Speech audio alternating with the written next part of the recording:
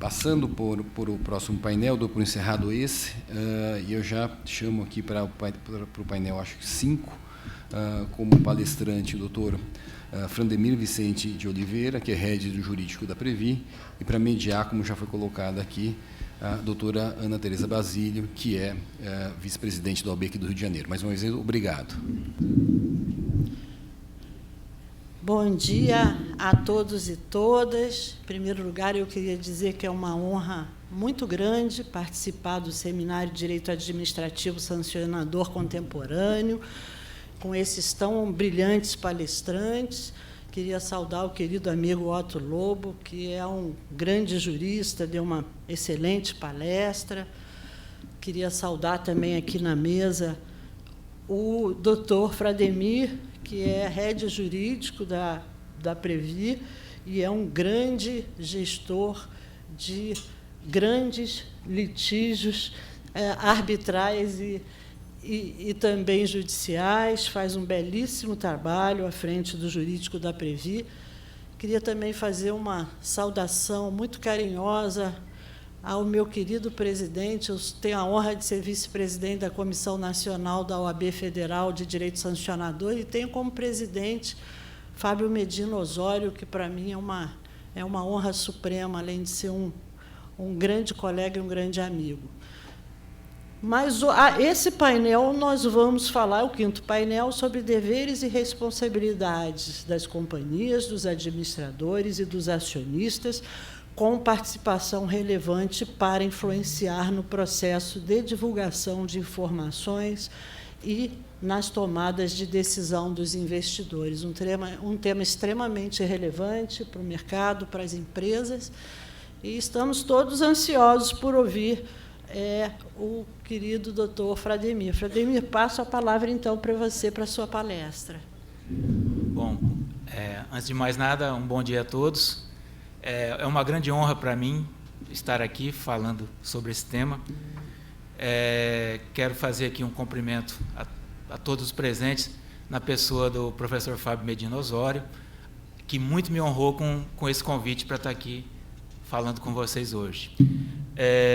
Um cumprimento muito especial à querida Ana Basílio, que já é uma companheira de batalhas conosco lá na Previ, e que, inclusive, tem nos ajudado aí num caso especificamente sobre o tema que vamos falar hoje. E eu começo aqui até fazendo um disclaimer, pedindo escusas, que até pelo fato de nós termos alguns litígios, né, sobre esse tema, eu posso inadvertidamente ser um pouco parcial aqui na minha fala. Mas vou tentar não fazê-lo, né?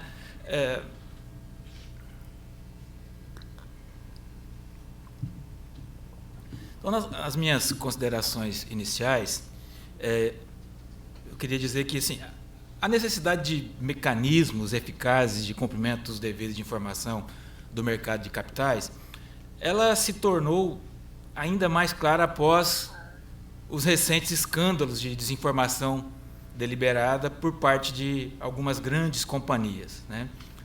E é interessante que até agora nenhum investidor nacional foi indenizado, né, por conta desses casos, né?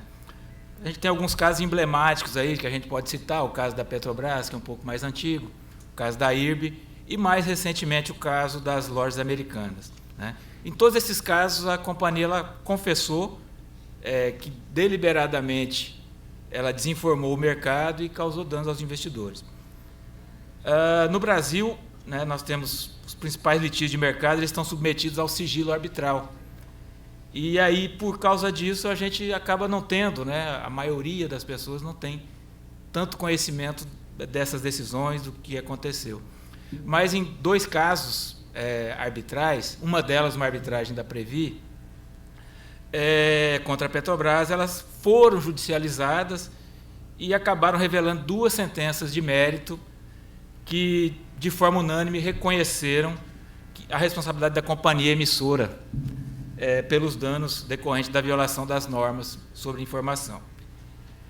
Também foram noticiados acordos que a Petrobras e o próprio IRB eles celebraram em 2018 a Petrobras, 2023 o IRB, com autoridades norte-americanas da SEC e do DOJ, para reconhecer as práticas dos ilícitos pelas companhias, sua responsabilidade e a assunção da obrigação de indenizar os investidores lesados. A Petrobras ela já indenizou todos os investidores norte-americanos, com base nos mesmos fatos e fundamentos.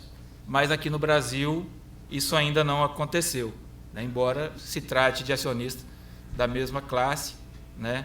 O que acaba criando uma situação de discriminação dos investidores brasileiros. O IRB, que também possui muitas ações negociadas no Brasil, né? E apenas no Brasil, ele se comprometeu a indenizar todos os investidores da B3, mas apenas diz que a sua capacidade financeira é de apenas 5 milhões de dólares. Né? Sobre o regime jurídico aplicável ao dever de informação no mercado de capitais, ele se trata de um regime jurídico próprio que disciplina o mercado de valores imobiliários e visa proteger o público investidor. Ele é mais amplo do que o regime da lei das SA, que regula apenas os deveres intrasocietários dos administradores, indistintamente para sociedades abertas ou fechadas. O regime é baseado no princípio da transparência, full and fair disclosure. Me enrolei no meu inglês aqui agora, que como vocês podem ver, não é muito bom. Full and fair disclosure, que dispõe sobre as companhias emissoras que acessam a poupança popular. O dever de divulgar informações verdadeiras, completas e tempestivas aos investidores de mercado. A informação devida pela companhia emissora, de acordo com as regras do mercado de capitais, ela se destina a todo o público investidor, titular de ações, debêntures, cotas de fundo de investimento e etc., que investe ou poderá no futuro investir em valores imobiliários ofertados pela companhia emissora, de modo a garantir nessa relação externa a correta formação do preço e a igualdade de condições entre os investidores, reduzindo a assimetria informacional. Trata-se de um dever de informação próprio da companhia emissora e do correspondente direito do investidor, previsto nas leis 6385 de 76 e na 7903 de 89, assim como nas regras da CVM, em especial a Resolução 80 de 2022. Isso também é confirmado pelo fato de a disciplina do dever de informação ao mercado estar atualmente sendo modernizado por meio da reforma da Lei 6385 e não da Lei 6404.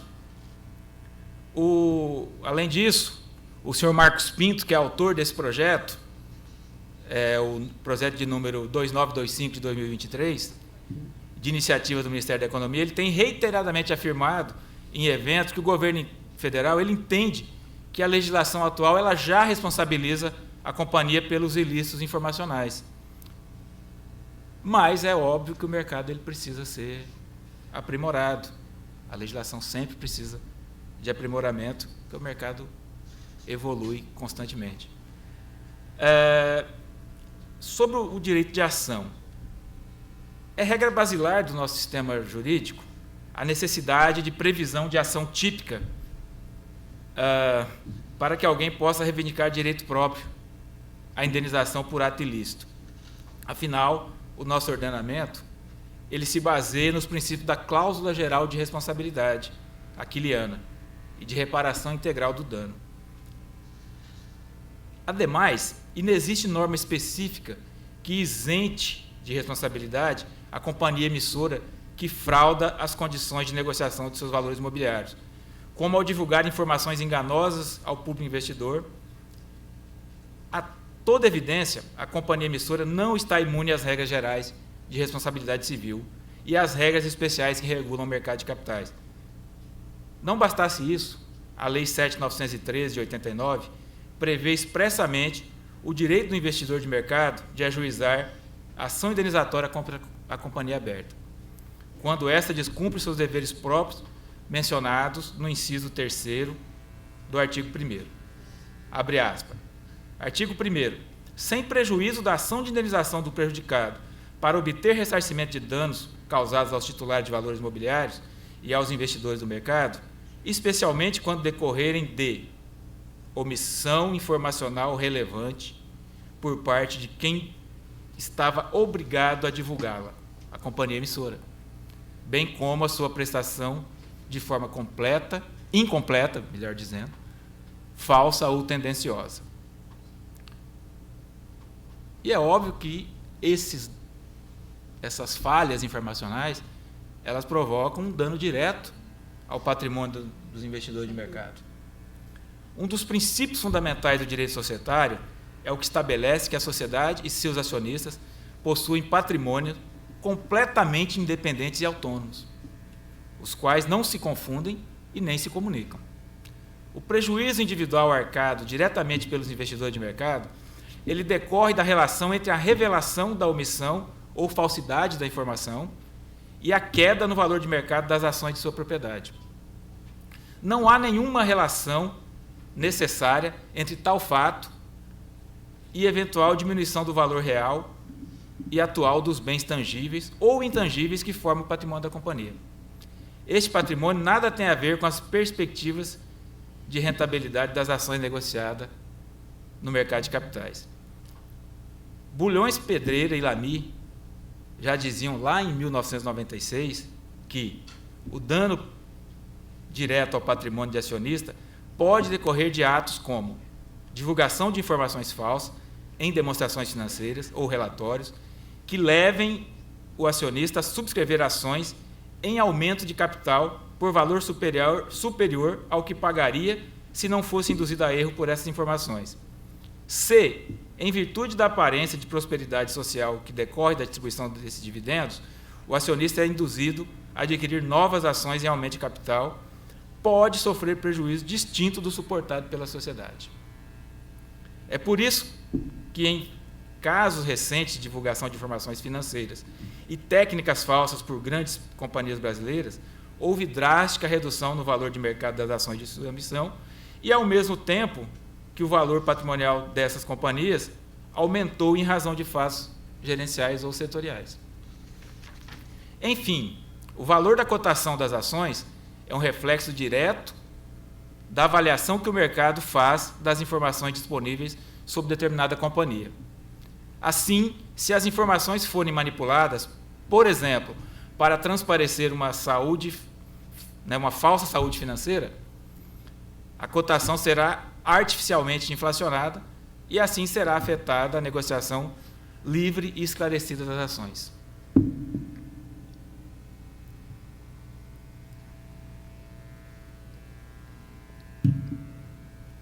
Além disso, a companhia ela não pode se livrar da sua responsabilidade sob o já superado argumento da circularidade, ou seja, que poderia haver prejuízo aos acionistas em decorrência da condenação da companhia a indenizar o dano que cometeu.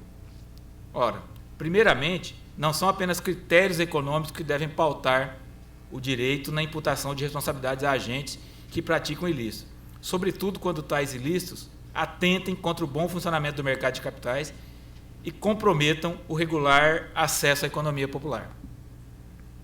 Em segundo lugar, o mero fato de outro investidor, na mesma situação, não ter exercido o seu direito de ação, não é fundamento para o reconhecimento de qualquer tratamento desigual entre investidores.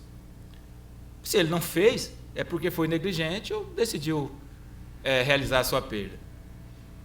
Em relação especificamente aos investidores que chegaram depois dos referidos ilícitos, eles já precificaram ou deveriam ter precificado o risco de condenação da companhia face aos investidores lesados. Sobre a responsabilidade da companhia e dos administradores e controladores. É sabido que a companhia responde pelos atos dos órgãos que a personificam e formam a sua vontade, com maior evidência na prática de atos ilícitos de gestão, como a elaboração e publicação de informações ao público investidor. Caio Mário da Silva Pereira, ele dizia, abre aspas, procedendo a entidade por via de seus órgãos e obrigando-se civilmente pelas declarações de vontade emanadas destes, é lógico que a sociedade seja representada pelo órgão para os atos ilícitos. As dificuldades de entender o fundamento e o mecanismo da responsabilidade civil das pessoas jurídicas vão desaparecendo na medida em que o órgão da pessoa jurídica pratica um ato culposo. É a própria pessoa jurídica que assim procedeu. Não é o órgão, na qualidade de órgão, que comete a falta. É a pessoa moral. Fecha aspas. Isso é em responsabilidade civil, Rio de Janeiro, forense, 12ª edição de 2018. Página 161. Caberá, portanto, nessa situação, ação indenizatória em face da companhia para o ressarcimento de prejuízos causados a seus investidores como consequência do descumprimento dos deveres legais atribuídos diretamente à companhia emissora das ações. Isso não impede, obviamente, que a companhia ela exerça o direito de regresso contra as pessoas físicas que compõem os seus órgãos e agirem em seu nome perante terceiros. É sabido que, embora os administradores sejam isentos de responsabilidade no que diz respeito aos seus atos regulares de gestão, nos termos que dispõe o caput do artigo 158 da Lei das SA, isso, em hipótese alguma, quer dizer que, a contrário senso, os administradores sejam os únicos responsáveis quando seus atos se configurarem como irregulares. Na hipótese de praticarem atos ilícitos, os administradores podem ser responsabilizados solidariamente com a companhia, continuando esta última sempre responsável perante os terceiros pelos atos ilícitos praticados pelos seus órgãos. Mais uma vez citando Lamy e Bulhões, abre aspas, o ato que o administrador pratica como órgão da companhia é da pessoa jurídica, e é o patrimônio da companhia que responde pela reparação dos danos que causaram a terceiros. Em caso de ato regular de gestão, a responsabilidade é apenas da companhia, mas o administrador que pratica o ato com culpa ou dolo, ou com violação da lei ou do estatuto, também responde pessoalmente, com seu patrimônio. Isso é da obra já citada anteriormente, Lei das SA, 2ª edição, Rio de Janeiro. Por isso mesmo, o artigo 50 da Resolução CVM 80 de 2022 dispõe expressamente que eventual responsabilidade do diretor de relações com investidores não exclui a responsabilidade da companhia emissora.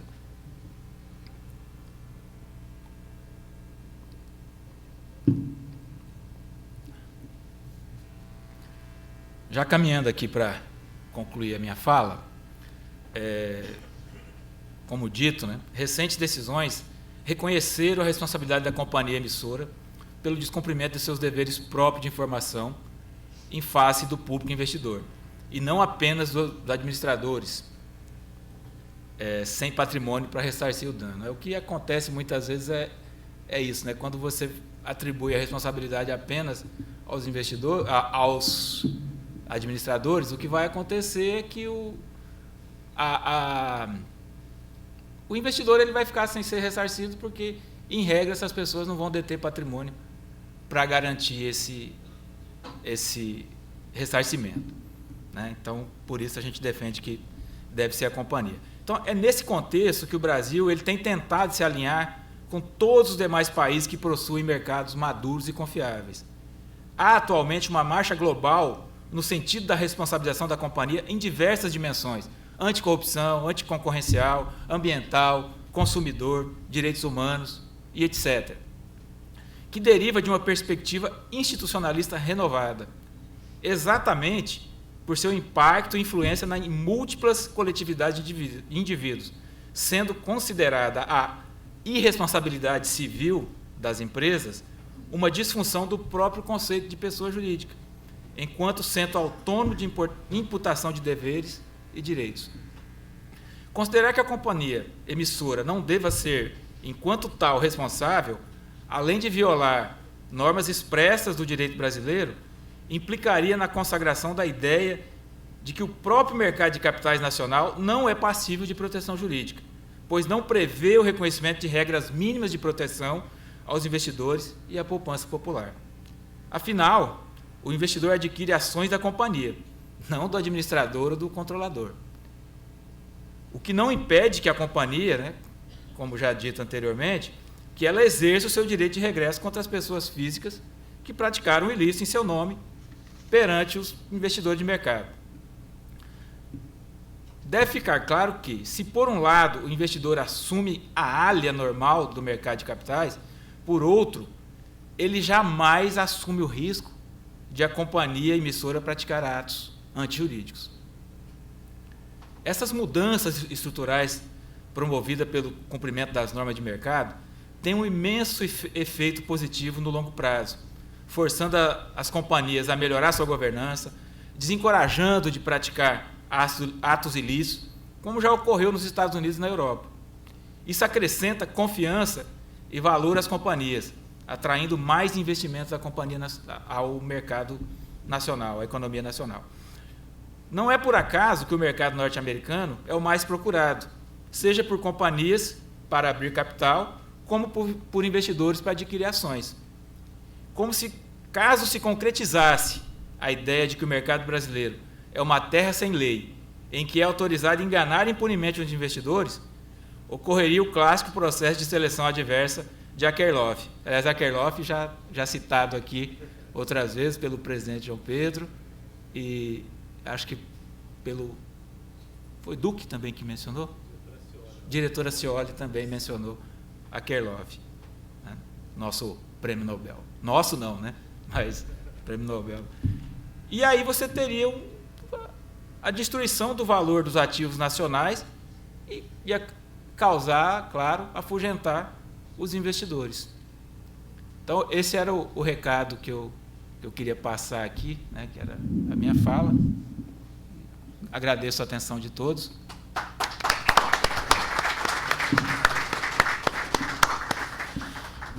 Muito obrigada ao nosso palestrante, Dr. Frademir Vicente de Oliveira, head da Previ, que nos deu aqui uma bela exposição sobre as regras que norteiam a responsabilidade das empresas, regras importantes para a segurança jurídica, para a segurança do investidor e para o bom funcionamento do mercado. Queria também agradecer aos organizadores do evento, em nome da OAB do Rio de Janeiro. É muito importante que os advogados também da área societária, da área sancionadora, estejam perto da OAB, que nós estejamos sempre trocando ideias, fazendo eventos e quem sabe, gerando também novas oportunidades para a advocacia. Então, sem mais delongas, nós vamos encerrar o painel número 5.